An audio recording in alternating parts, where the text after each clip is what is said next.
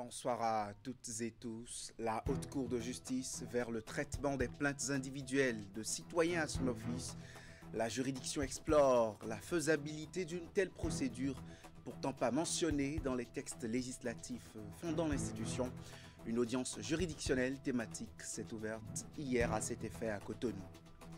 Par à-coup fait, Adambi réhabilité, Gbadamassi appelle au chaos dès le premier tour pour le candidat de la mouvance et tout le BR prêt pour affronter les 3 joutes électorales à venir. La détermination et la cohésion ont marqué les esprits ce week-end à la rentrée politique du bloc républicain, ambiance à retrouver en milieu de journal.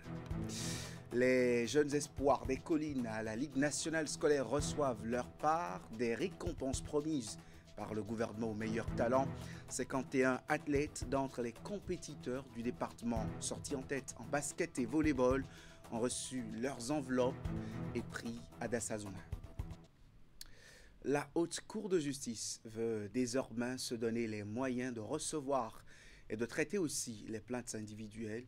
Ce n'est pas parce que le législateur n'a pas pensé à la saisine de la Haute Cour de justice par les citoyens que la juridiction doit se prévaloir de ce silence pour rester indéfiniment dans l'inaction.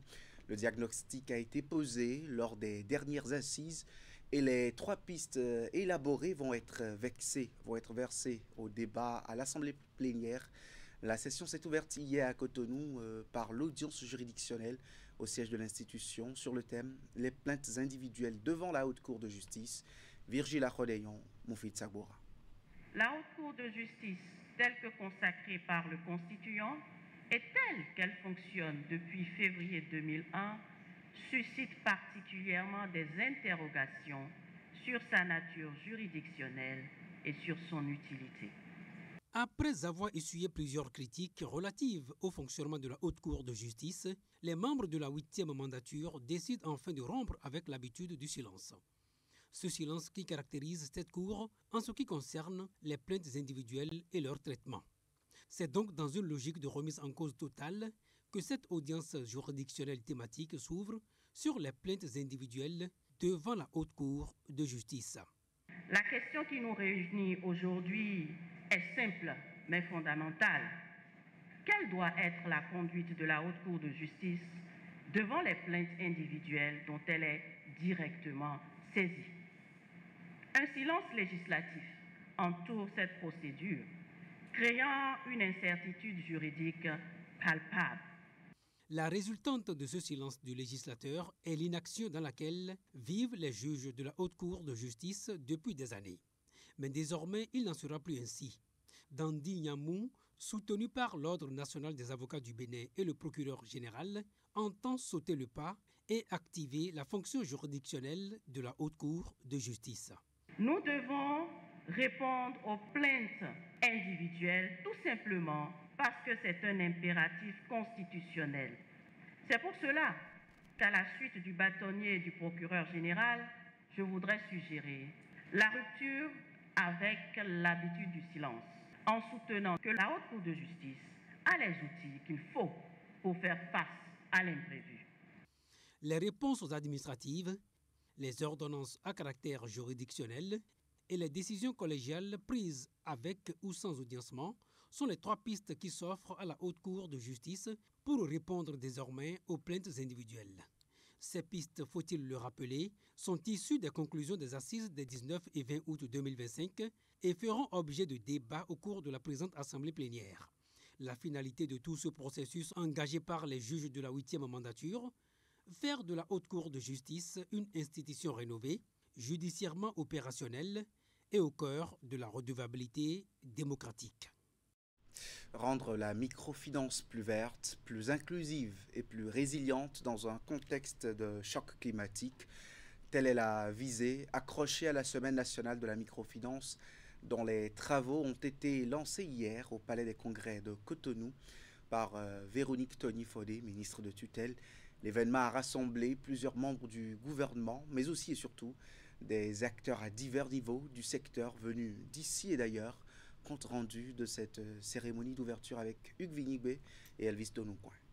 La clientèle active s'élève aujourd'hui à près de 3,9 millions de personnes, soit plus de 60% de la population adulte. Une performance impressionnante que le gouvernement du Bénin ambitionne de dilater en l'arrimant au contexte environnemental de l'heure. La Semaine nationale de la microfinance 2025 a un thème, la finance inclusive en Afrique face aux défis climatiques et sécuritaires. Les effets du dérèglement climatique, la baisse de la productivité agricole, l'insécurité et la vulnérabilité des populations rurales et urbaines exigent de nos institutions plus d'innovation. Les assises qui s'ouvrent ici, à Cotonou, sont l'expression d'une vision qui se décline en 3 objectifs. Premièrement, créer un espace d'échange entre décideurs, institutions financières, acteurs privés, société civile. Deuxièmement, mutualiser les expériences et innovations pour relever les défis de l'inclusion financière. Troisièmement, tracer les orientations stratégiques qui permettront au secteur d'accélérer sa transformation dans un contexte mondial en mutation. La dynamique d'inclusion financière engagée par le Bénin bénéficie depuis plusieurs années de l'appui technique et financier de l'ambassade du Grand-Duché de Luxembourg au Bénin. Avec le programme Finance inclusive et innovante et le projet de formation et d'insertion professionnelle agricole mis en œuvre par notre agence de développement LuxDev, pour un montant total de plus de 20 millions d'euros, nous avons franchi une étape importante en accompagnant les acteurs institutionnels du Bénin dans l'intégration des défis climatiques dans leur stratégie d'intervention. L'ouverture de la Cénamif 2025 coïncide avec la célébration du jubilé de perles du réseau africain des institutions de microfinance, Maine, fortement représenté dans cette salle. L'anniversaire que nous célébrons aujourd'hui n'est pas une finalité, mais bien un nouveau départ. Les 30 prochaines années devront être celles d'une microfinance plus verte, plus numérique, plus inclusive. La clôture de cette cérémonie inaugurale est ponctuée d'une visite de stand de systèmes financiers décentralisés. Des sessions d'échange, des assemblées générales, une visite touristique et des keynotes sont entre autres activités inscrites à l'agenda de la Cénamif, dont les travaux s'achèvent le 25 septembre 2025.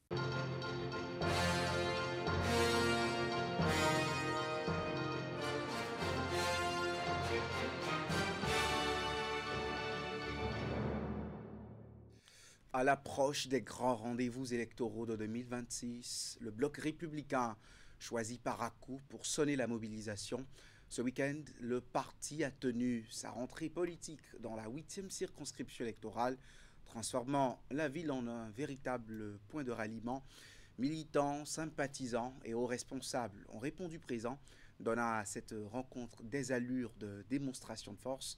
Le BR a réaffirmé ses ambitions, mobilisé sa base, renforcé la cohésion interne et posé les jalons d'une victoire électorale solide dans le septentrion. Reportage signé Epiphane Chabi, Socrate Adantone. L'objectif de cette mobilisation du bloc républicain à Parakou est clair, préparer la victoire du parti aux élections générales de 2026. Et dans cette dynamique, cadres, militants et sympathisants venus des différentes communes de la 8e circonscription électorale et d'ailleurs se sont mobilisés, renouant ainsi avec l'ambiance des grands rassemblements politiques. Autour du président Abdoulaye Biotchane et d'autres hauts responsables du parti, l'ancien ministre de l'énergie de l'eau et des mines, Samou Seydou Adambi, qui signe ainsi son retour sur l'échiquier politique national après plusieurs mois de suspension, a réaffirmé son engagement à servir son parti en mettant en avant les valeurs qui fondent la ligne politique du bloc républicain. Je reviens avec le cœur habité par la même passion, la même loyauté, et une volonté encore plus forte de servir la cause républicaine. Je voudrais exprimer ici ma profonde gratitude au président de la République, son Excellence, M. Patrice Talon, ainsi qu'au président de notre parti, le camarade Abdoulaye Biotchane.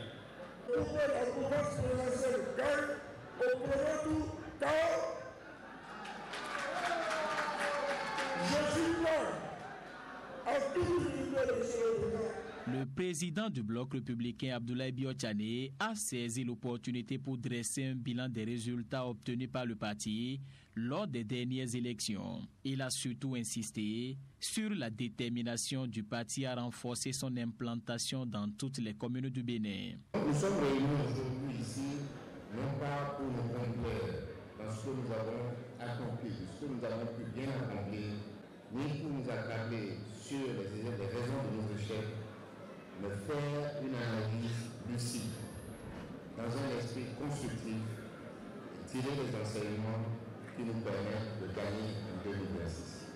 Notre ambition au bloc républicain est claire, c'est de faire de ce parti-là le premier parti du Bénin.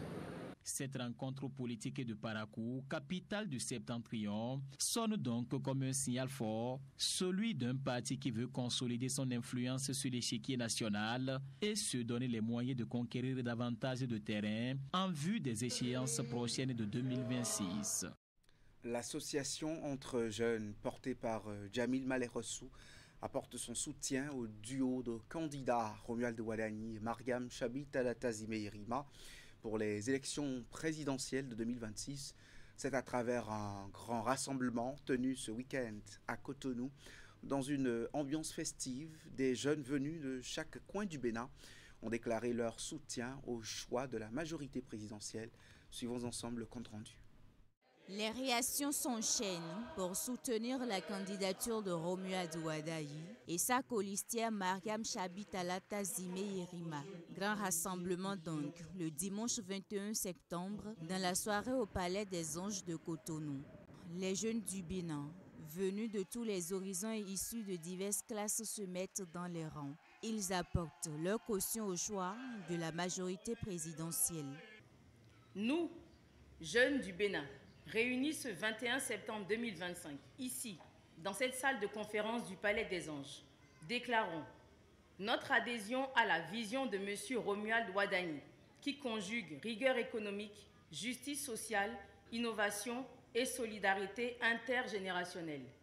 Notre engagement à sensibiliser nos pairs dans les quartiers, les écoles, les universités, les marchés, les lieux de travail et sur les réseaux sociaux afin que chacun connaisse l'importance de sa voix et participe activement au scrutin du 12 avril 2026. Romuald Wadani, le pont entre l'expérience et la jeune génération, c'est le thème de cette grande mobilisation de la jeunesse. Le candidat traduit le reflet d'un parcours, d'une trajectoire singulière, d'un économiste chevronné qui inspire toute une génération. Ce qui fait de Romuald Wadani un véritable pont entre l'expérience et la jeune génération, ce n'est pas seulement son parcours académique et professionnel exceptionnel. C'est sa capacité à conjuguer deux forces qui, trop souvent, semblent s'opposer. La sagesse acquise au fil des années d'expertise et l'énergie d'innovation qui caractérise la jeunesse. Nous remercions sincèrement notre père, Patrice Talon, qui, en bénissant ce choix, a démontré une fois de plus la vision d'homme d'État. Créée en 2023 par Djamil Maleh-Rossou, cette association est un creuset qui rassemble des jeunes issus de divers horizons autour d'une ambition commune. Il s'agit de promouvoir l'engagement civique et la participation des jeunes dans la construction du Bénin de demain.